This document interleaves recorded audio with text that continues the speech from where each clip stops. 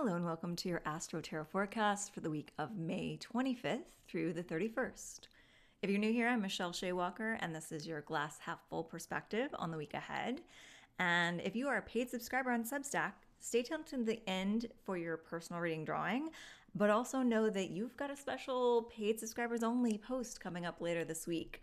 It's my new favorite manifestation method that has been getting some really exciting results in my own personal life, and I'm going to share it with you. So stay tuned for that. If you don't have the essays and advice section turned on in your notifications on your profile, you won't get an email alert to that. So if you want to get in your inbox, turn that notification on within the next 24 hours.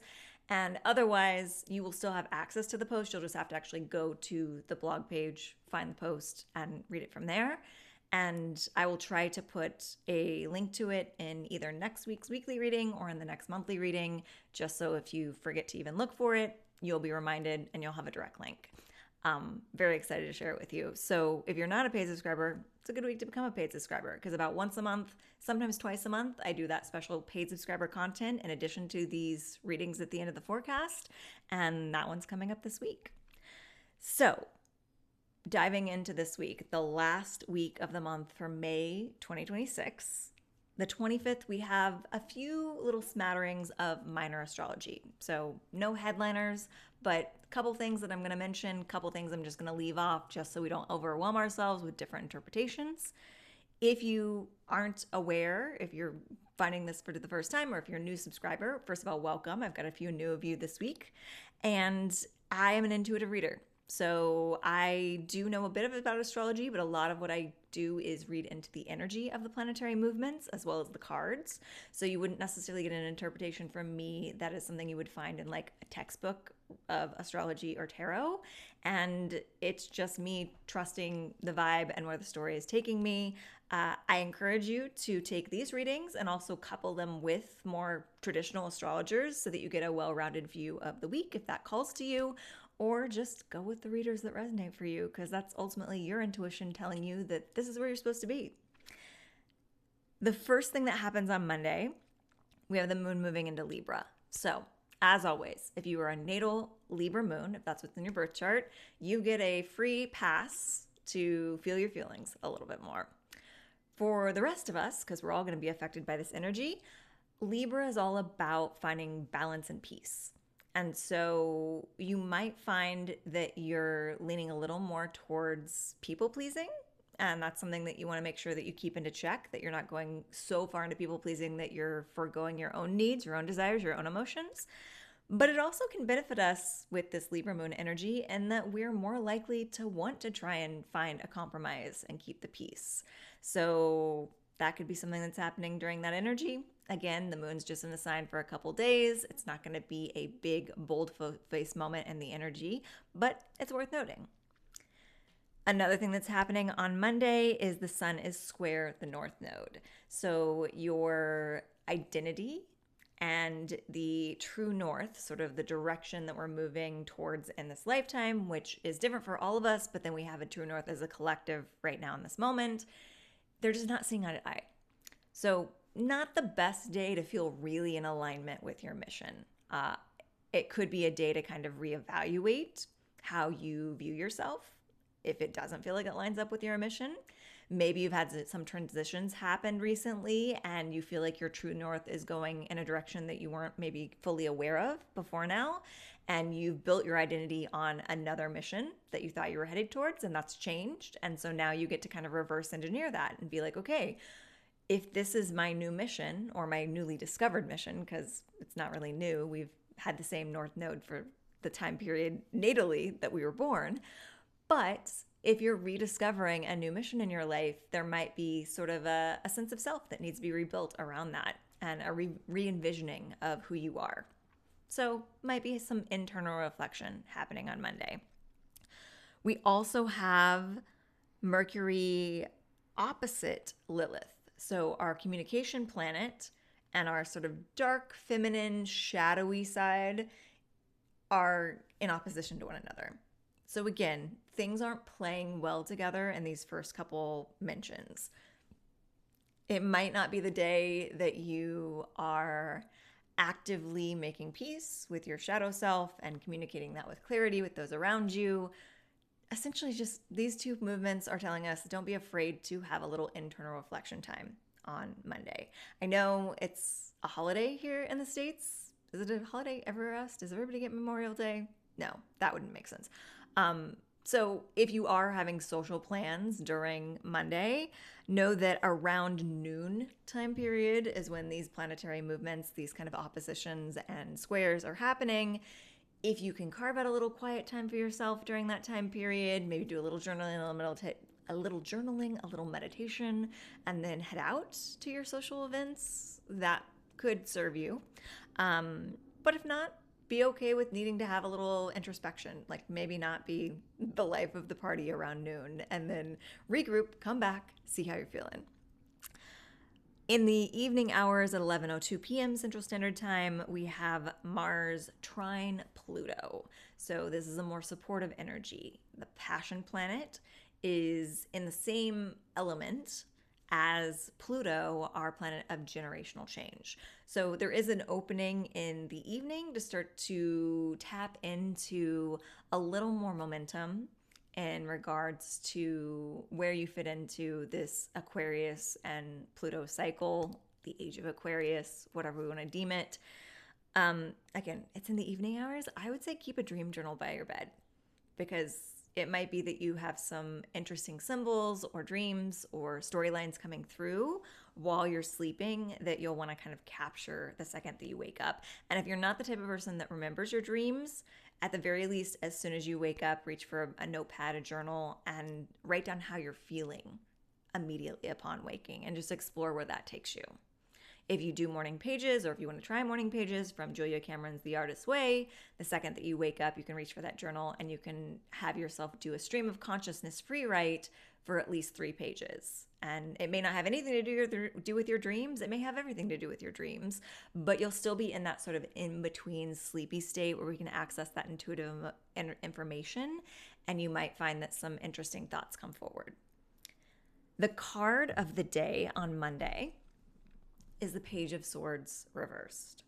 So upright, the Page of Swords is discovering our truth and maybe not feeling fully embodied in our truth just yet, because we're a page, we're at the beginning of that journey, but at least knowing an inkling of what our truth is and how to speak it, how to create boundaries around it, how to move forward in that direction.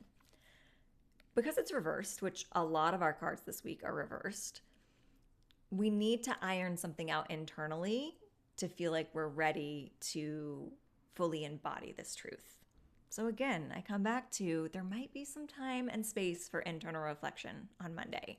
So if you have the time for it, definitely take it. At the very least, in the morning hours before you start about your day, do some journaling, do some reflection, whether it be on your dreams or otherwise, and just see what comes forward.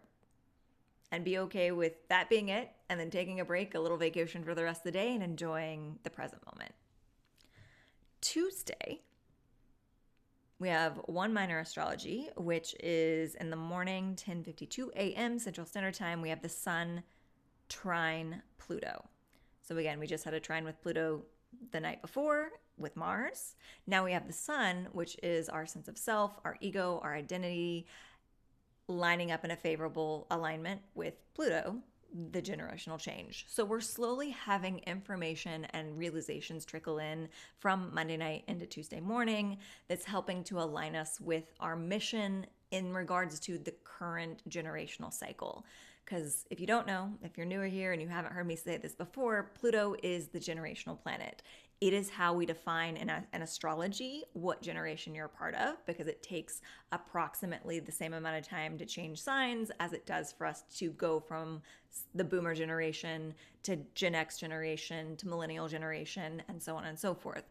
So that is also, as a collective, a sign that our general vibes are changing. So if you think about all those generational timelines, there's very distinct things happening in culture during Gen X. There's different distinct things happening in culture during the millennial generation. and during Gen Z and during Gen Alpha. And so as we are in very recently Pluto and Aquarius, we're doing different things with that energy as a collective. And we're all trying to find our place with that. Now, if we want to get real complex with the astrology, you're going to have more alignment with what your place is when you have either Aquarius, Leo, mainly Aquarius or Leo. There's a couple other signs, but if you have any Aquarius or Leo in your chart, the degree at which those occurrences happen. So like if you look up an astrology chart online, I really like the resource astrocharts.com. You will be told for most good astrology sites what degree that planet placement is. So like maybe you're a Cancer sun at 5 degrees. And those degrees are really helpful. And this is getting a little high reminder, so just stay with me or leave it behind in just a second. The degrees are really helpful to figuring out when a planetary alignment will affect you more personally. So I don't currently know what degree Aquarius is in Pluto, but you can find that very easily online as well through astrology sites. I like Astro for those. And then when that lines up with a degree that you have either Aquarius or Leo in, that's when those areas of your chart get activated. So that's just another layer that we can kind of talk about in regards to you finding your place in the current Pluto mission. But it seems like from this present astrology, we're all kind of working on finding that place and making a little more sense of it. So the card of the day is the Nine of Wands reversed. Again, it's a very reflective, turning things on its head week because we have a lot of reverse cards. Nine of Wands upright means that we're almost to the goal. We're climbing up the staircase, we're blindfolded, so we don't know we're almost there, but we only have a couple more steps to go. Because this is upside down, I feel like it feels a little extra heavy trying to trudge those last extra steps because we feel like we might have to keep climbing forever.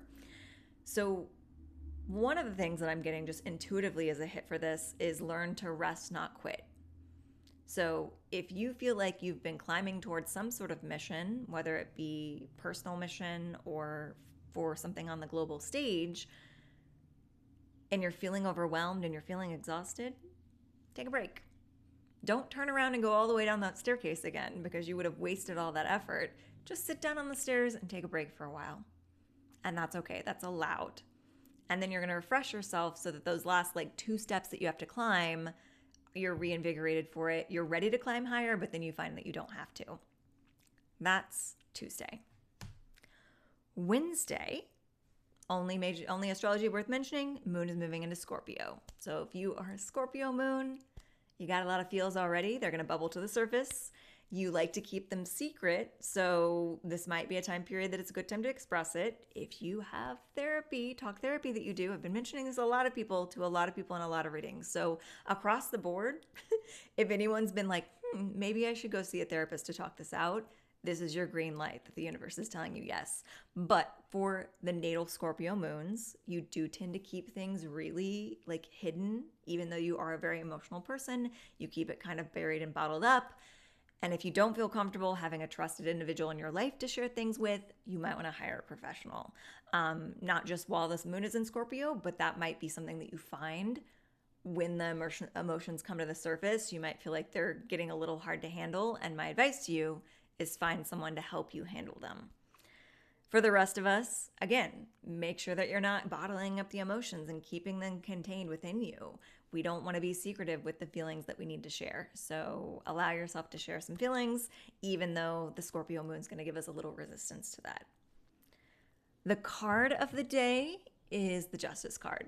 Again, reversed. So Justice in the upright is karmic balance. It's making sure that you keep your side of the street clean and releasing the need for revenge or, finding any sort of vindication in outside circumstances outside of you. Trust that everyone's getting their karma and it's not your job to dole out that karma. You do need to make sure that you're keeping your karma in check though. So are you being kind?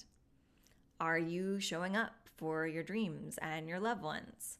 Are you letting go of resentments? Are you doing something to make the world a better place, whether it be small or big? That's all you need to concern yourself with. Because the card is coming through reversed, I think we're getting a little bent around that justice scales, in that we're trying to figure out how to punish the wrongdoers around the world, whether it be on a global scale or people that have done us wrong. And we're trying to basically play karma. We're trying to dole out the just desserts. We're trying to dole out the punishments. And all you are in charge of is making sure that you're aligning with your own moral compass and showing up in the world in the best possible light that you can. That's it. Let everything else be handled by an outside source. Okay? And again, we've got that phrase, drinking, or what is it? Holding a grudge or wanting revenge is like drinking poison and expecting the other person to die. That's a little bit of this energy here as well. Like, we're holding on to resentments that are doing us more bad than it is punishing anyone else. So for your own energy, let go of the resentments, forgive the wrongdoings, so that you can lighten your energy and show up and move forward in a way that's supporting the good in the world. And again, that's a big thing that I always preach on this channel. If you see something that you dislike happening in the world around you, go to the opposite side of the coin and go support the thing that's counteracting that energy. Rather than trying to fight the things that you think are bad, go support the things that are good. And the more times that we support the things that are good rather than focusing on the things that are bad, the more the energy is going to flow towards the good side of the coin, and eventually the bad will just become irrelevant. That's what we're working with this card. Thursday, we have Venus square Saturn. It's the only astrology of the day. So, planet of love, beauty, creativity, aesthetic, a little bit of money, is not in a great position with Saturn, our sort of life lesson disciplinarian of the zodiac. So you might find that you're not, well, for the creatives in the bunch, you might find that you're not being as disciplined with your creativity as you would maybe like. And the first thing I want to say is, like, don't beat yourself up about it. Sometimes the creative process is fluid and unstructured, and sometimes it needs to be structured. If you're the type of person that struggles with a creative routine, Thursday is not the day to try and force it. If you need to be reined in the areas of finances or beauty, if you tend to go a little extreme with either of those areas, like if you're the type of person, bangs are getting a really bad rap online. I'm a big fan of bangs. I just got mine right before this. But the cliche is that, you know, when you're going through a bad time in life, you're going to be tempted to cut your bangs, or you're going to be tempted to do something extreme to your hair. If you know they're the type of person that gets a little out of control with your beauty decisions or with your financial decisions, if you have a really stressful week and you treat yourself a little too much to counteract it, that your bank account cannot support, those are two things to be mindful of on Thursday as well, because our planet of discipline is trying to find structure in those areas and not really finding success. So if our Venus aspects of life with love, beauty, and creativity and money are known to get a little out of control when someone doesn't rein it in, the person that's wanting to rein it in is not able to rein it in that day. Like, the energy that wants to bring you into a little structured box is not really under control on that day. So you need to be extra mindful that things might get a little out of control in those areas if you let them. So just be aware. The card of the day is the Wheel of Fortune. This is one of our few upright cards. Also major arcana. So the hands of fate are at play here. I am getting a little echo of this being like quite literally the Wheel of Fortune, and we usually call financial abundance fortune. I think that this could signal a change of luck in regards to our fortune and our finances if you're able to be mindful of those extremes that I mentioned before. But in general, if we're not just talking about finances, the Wheel of Fortune is a change of luck. And it's also a message to take the good parts of life with the bad parts of life because they're all part of the forward cycle movement forward. A wheel cannot move from one spot to the next without having both upswings and downswings. So if you want your life to move forward at all, you have to be okay with being on top of the wheel sometimes and feeling like everything's going your way, and being at the bottom of the wheel sometimes and feeling like everything's going wrong. That, maybe not everything. Lots of things are going right. Some things are going wrong. You have to take the good with the bad. It's all a part of that movement forward. So if you are feeling like you're on an upswing, enjoy it. I'm personally feeling a little on an upswing right now, so I'm trying to soak it up because I know that all of this is temporary. If you feel you're on a downswing, also remember that all of this is temporary, and you will eventually make your way up to the top of the wheel as long as you keep moving forward. That is the message of the Wheel of Fortune.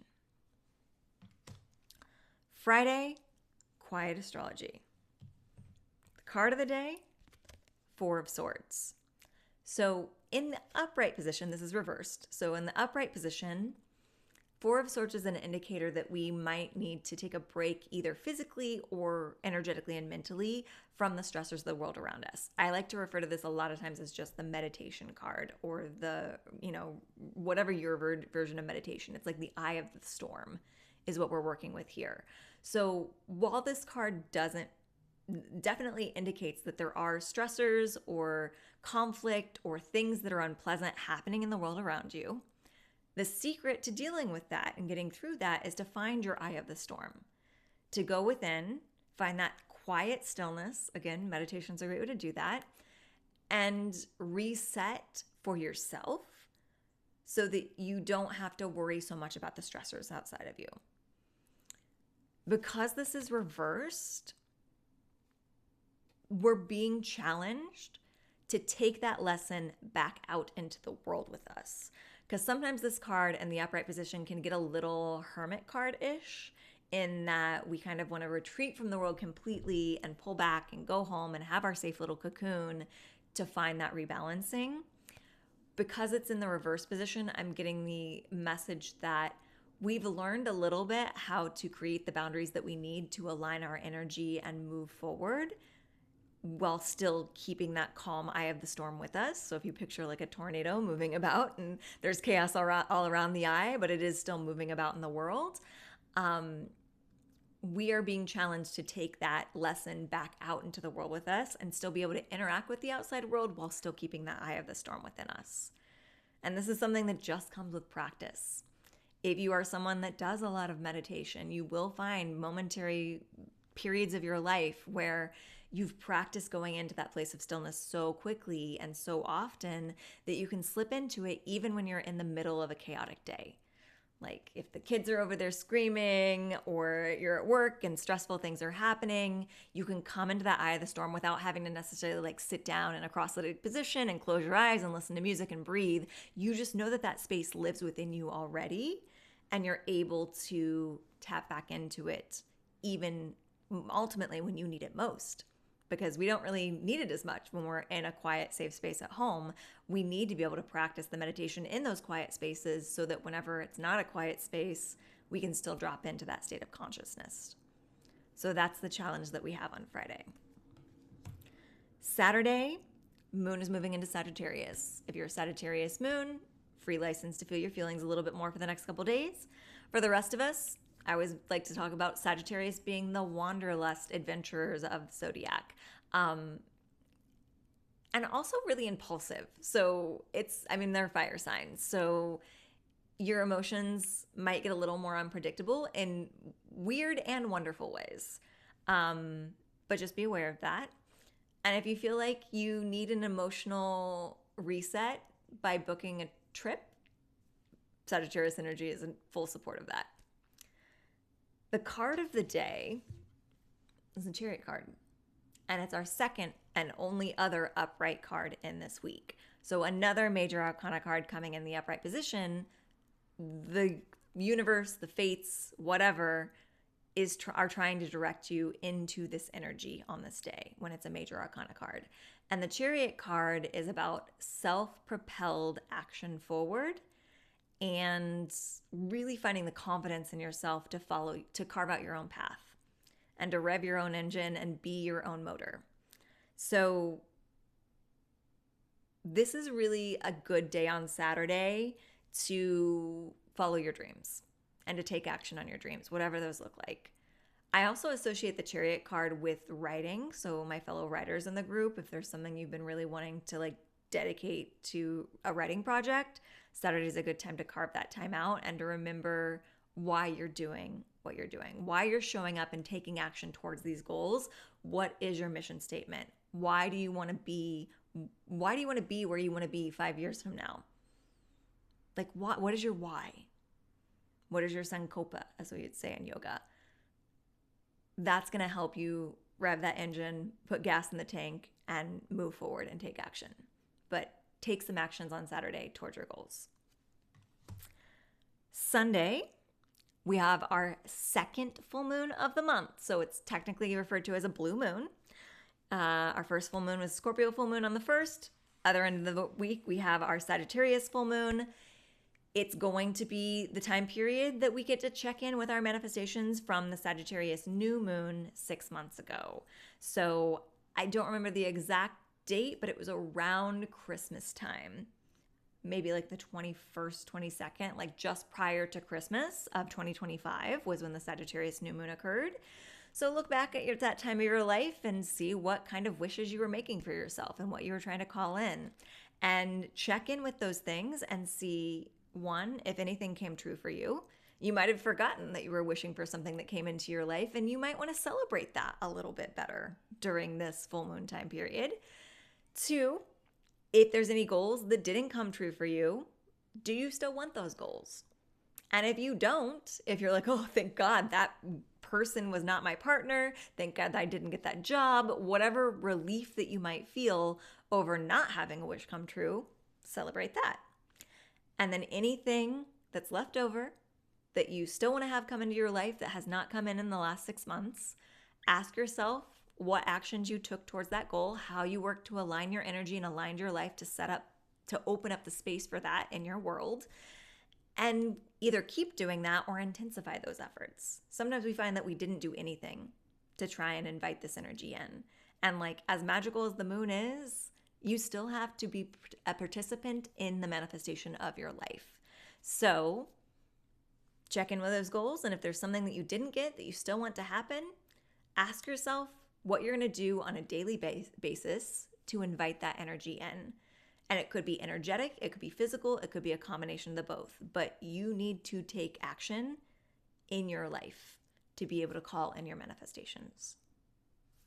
The card of the day is the 6 of Pentacles reversed. So normally this is a card of a give and take, a generous energy of giving and receiving. When it's upside down like this, I almost always read it as you need to learn to receive more. With an asterisk that if you know you're the type of person that takes a lot, you might need to give more, but I feel like most of this audience watching this are probably more on the giving end most of the time, and we need to learn how to receive. So receiving could be learning to ask for help. It could be learning to take a break. It could be learning to step away from the people that need so much from you and give yourself some space for yourself. But this is definitely an energy of recognizing that you've been giving a lot and you deserve to receive just as much as you give. And if this means that you have some relationships or connections in your life where you know that that person isn't capable of giving you as much as you've been giving them, you need to readjust that energy. You need to give less. You need to cut the person out of your life entirely, but you need to make sure that you're not pouring more into a relationship or circumstance than you're getting back. But also, you need to kind of meditate on why you don't feel comfortable receiving, especially when it comes to help. A lot of us don't like receiving help. Our ego doesn't want us to. And ultimately, it's about getting back what you put out. So if you're putting a lot of help out into the world, why should you feel shame about receiving some yourself? Do you want the people that you help to feel shamed about you helping them? No. So practice what you would preach to them. And that's Sunday. And that is our final week of May 2026. We're going to move into June next week, and we don't have any of those bold-faced things happening throughout the month of, we have some bold-faced things, but we had a couple months here that we've been having like planets that don't move signs for like a decade at a time, moving into different signs, and that's like big energy shifting. We've got the more inner planets moving around in June's astrology.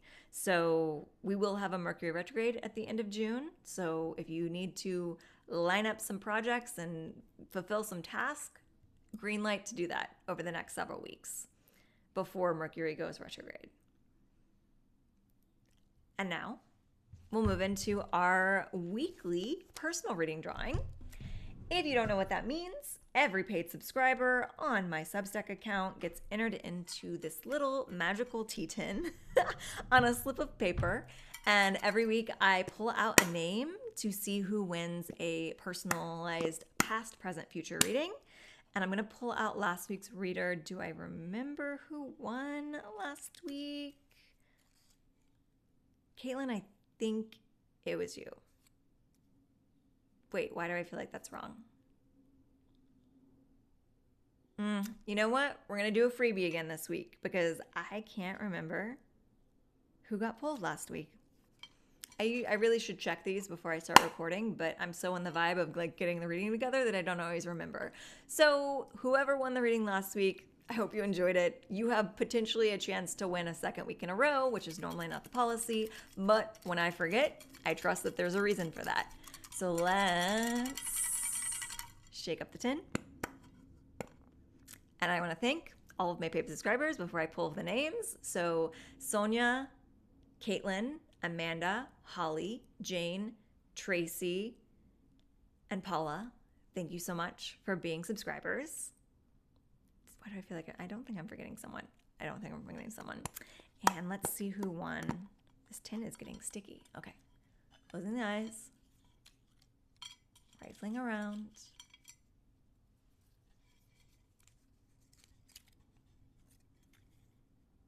Amanda, you're winning this week's personal reading. And if you feel called to stick around for this personal reading drawing, that is a sign from your intuition that this reading is going to have a message for you as well.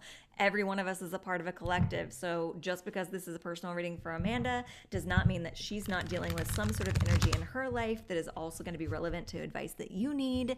So trust your intuition. Stick around if it calls to you. Otherwise, I'll see you next week.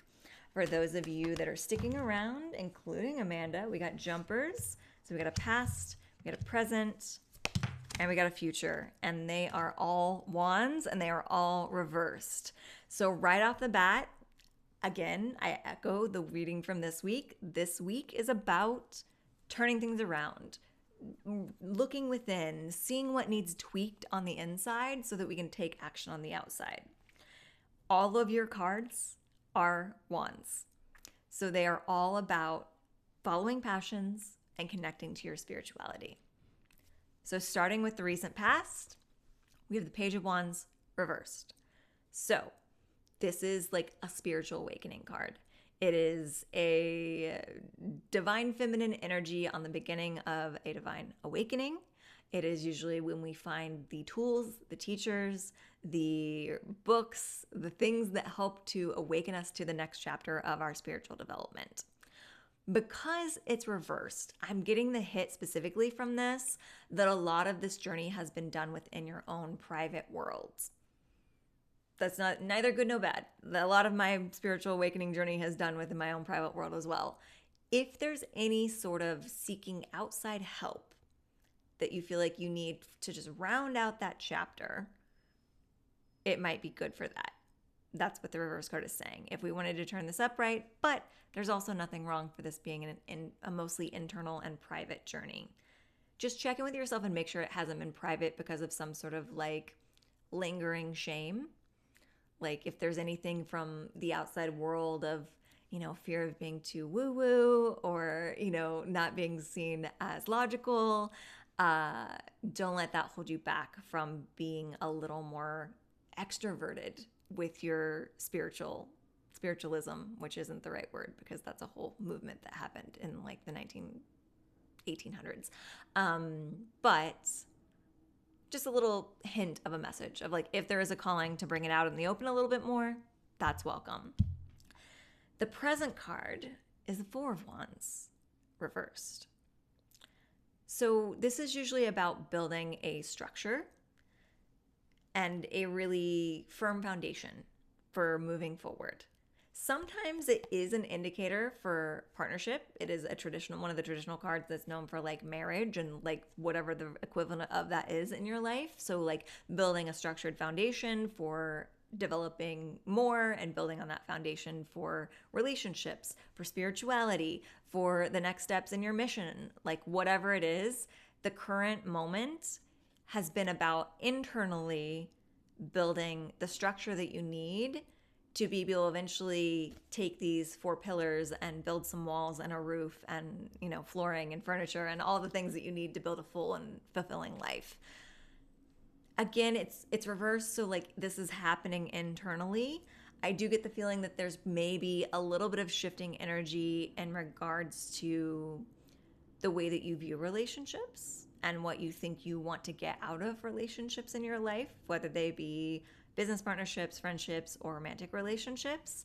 It's kind of like a restructuring of the foundation that you would normally build those things on and having them be foundationed based on whatever you found in this spiritual journey. So like there's a great, one of my favorite spiritual teachers, Gabrielle Bernstein. I know a Gabriella and I know a Gabrielle, and I always want to put an A on the wrong name. Gabrielle Bernstein has a whole story of her journey to sobriety and also her spiritual awakening, which kind of coincide with one another. And so I've learned from knowing her work and then becoming more aware of the 12-step program work that she's kind of borrowed a statement from the 12-step program and made it more spiritual, in that she said that spirit became her boyfriend. And so anything you put above your spiritual path, you will lose. And that's, again, the statement from the 12-step program is anything you put above your sobriety, you will lose, or before your sobriety. So anything you put before your spiritual path, you will lose. So there's a feeling of putting your spiritual connection before every other connection in your life and letting that be the foundation that you build all your relationships upon. So everyone that comes into your life that's going to be a serious contender for a romantic relationship, for a friendship, for a business relationship, has to, on some level, whether it's actually stated out loud or just like in your intentions and your energy, they have to know that they come second to your spiritual connection. And that is how we build a proper foundation to keep focus on yourself and your spirituality while also developing these exterior relationships. That's the present card. Future card's coming through with the Queen of Wands, but reversed. I would much rather her to be upright. So there is something here that's kind of echoing the challenge I gave you with the recent past card, and that like whatever spiritual aspects of yourself that you're keeping kind of under wraps or secret in the back corner and like enjoying it for yourself, which is great for a period of time. As we're coming back out into the world and we're trying to build these relationships on a foundation of you connecting to your spirituality, you're gonna have to be a little more open about it. That's what I'm getting from this card. Like, in order to turn this queen upright, she is unabashedly a spiritual, divine, feminine energy and is not afraid to be like, no, I can't go out with you tonight. I got to go meditate. You will go out tomorrow. Tonight, I got to go pull some tarot cards and meditate because it's the full moon. And like, that's just going to be the vibe. That's what I'm getting from this card, which I love for you. So that is your reading. Let's see what's at the bottom of the deck. Got the Six of Cups reversed. What's with all the reverse cards this week? There's a bit of childhood nostalgia coming in, but there's also a little bit of a warning that like some of this sort of like keep the spirituality swept under the rug is coming from something you've been taught in childhood that you're trying to reprogram. So I think I can probably guess we have very different locations but similar energy in our birthplaces. And there's a feeling of like letting go of the training that you got in childhood of what's the proper way to show up in your spiritual life and what's the less proper way to show up in your spiritual life, and make your own rules now. I hope that reading served you well, Amanda, and anyone who else listened. And everybody enjoy these last vibrations of May 2026, and I will see you in June.